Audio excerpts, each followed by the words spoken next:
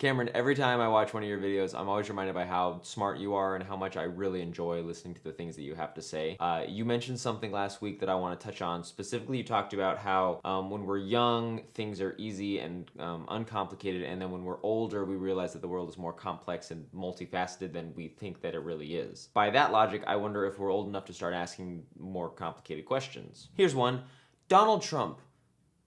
Why? Seriously, why? And I don't mean why like, he's so dumb, or he's so ridiculous, or he's so racist, or he's so hateful, or he's so orange. Why would anyone even entertain him as a possibility? I also don't mean, why not? He's a businessman, he speaks his mind, he's not afraid to make decisions with his gut, he's a wealthy and successful businessman, he's gonna grab America by the teeth and take it where it needs to go.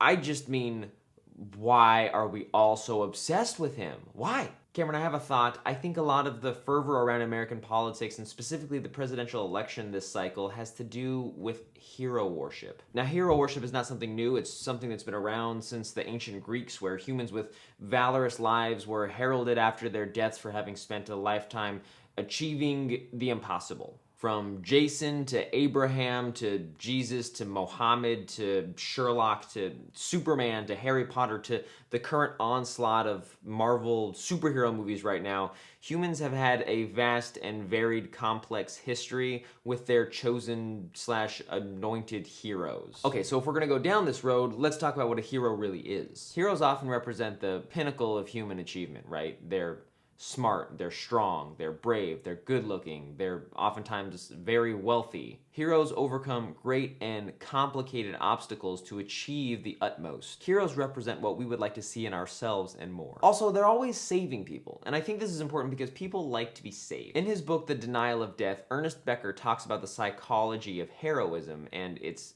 depths and a lot of its failures. According to Becker, we are our most carefree when we're young and uninitiated to the concept of our own mortality. An A is just an A. Blue is just blue. As we grow older and learn about death, A is no longer just an A, and our parents are no longer the immortal heroes we made them out to be. Sometimes we struggle with what to do with our fears about all of this. Enter hero worship. Being alive can be hard, and learning that you're gonna die one day can be even harder. Wouldn't it just be amazing if you could just literally fly past your own physical limitations? Comic books and video games and movies are all really great escapisms into the realities where the heroes that we pine for exist. But you know what's even more real than the video games and the movies that we all watch? How about a crazy political circus that has great ramifications for possibly all of humanity going forward? Cameron, I didn't really vote in the primaries. I know I should have, it's my civic duty, and I'm normally very interested in American politics, but over the past year or two, I've spent time focusing on how I can build community in my own life, how I can improve my own personal situation, how I can be a better boyfriend or coworker or mentor or friend or son or even brother. I'm not saying that I've achieved success in those things, I'm just saying that my attention has been elsewhere. I think everyone is hoping that a vote in this election cycle will either be at best a vote for salvation or at worst a vote against damnation. If you look at the complexity of this situation, I think you'll find that it's not the great heroes of our time that will have the biggest impact, but rather the unsung sullied who toil to live a good and just life in the face of everyday ordinary circumstances. Honestly, I really believe that it's only after we admit to ourselves that we have more power in our own lives that we can really start to do heroic things. What's that cliched ending? The power was in you the whole time. Ugh, I hate happy cliched endings. Cameron, I love you.